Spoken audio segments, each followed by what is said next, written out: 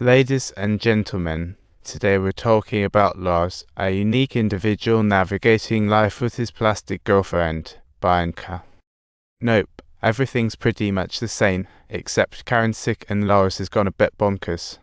The doctor suggested that talking might help, but first they need to figure out the problem, while also recommending treating Bianca as a real The brother is super reluctant, but Bianca's life in the city is anything but simple. That's not really an option. Choice is flown out the window. Alright, let's just do it this way. Either way, everyone will surely laugh at home.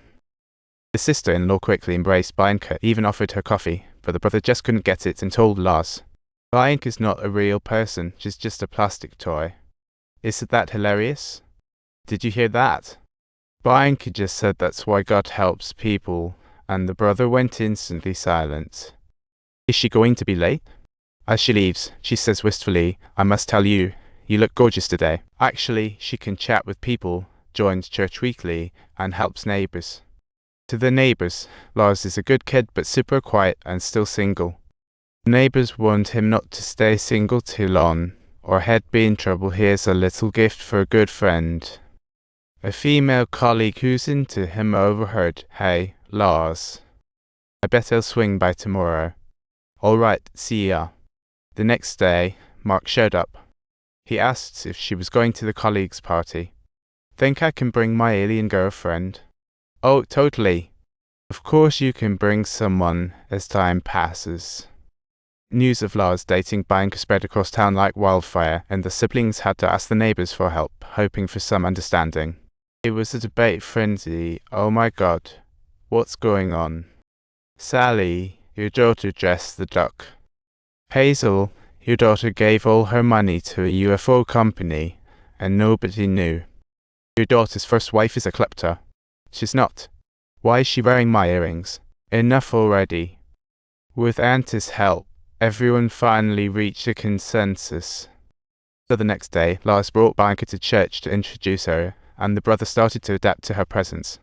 Auntie also brought a lovely flower basket. Lars was ready to head out with Bianca when the brother couldn't help but ask where they were going.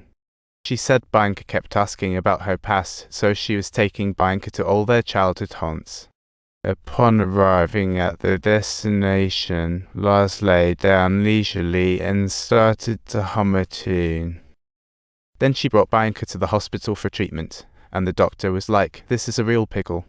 The doctor wanted to learn more about Bianca, and Lars said her parents died when she was little, but she didn't stay sad because she just wanted to be treated normally.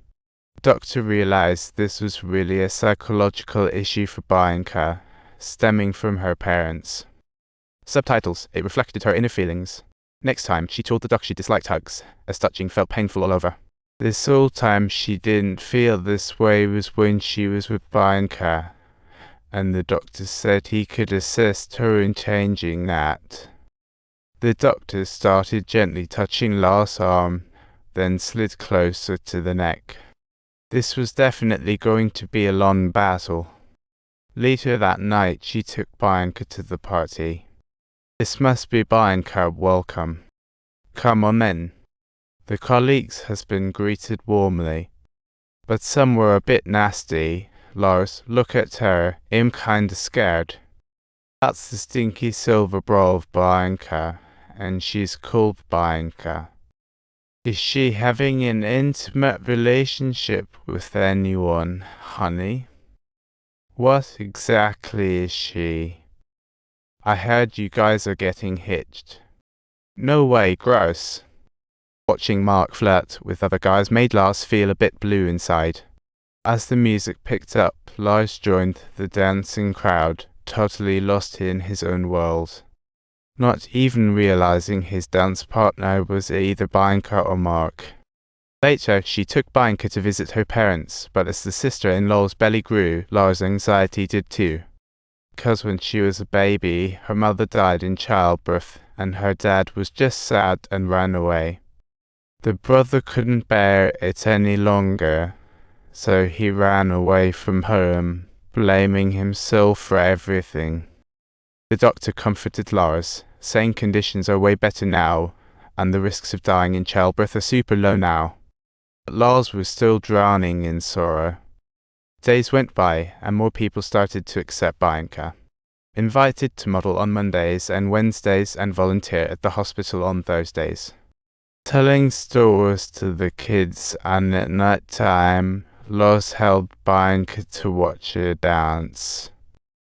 The sister-in-law was overjoyed by the sight, but the brother felt guilt wash over him. He thought all of this was his fault. If he hadn't abandoned his brother, maybe he wouldn't be in this situation today. Then they happily moved back in, while Lars stayed in the garage like a dog. He didn't stop him. Lars worked as usual, but seeing Mark cozying up with other guys got him all worked up inside. Back home, he shouted, "Bianca, let's go upstairs." Bianca was stunningly dressed then. He was invited to the volunteer party at the hospital. What a pity.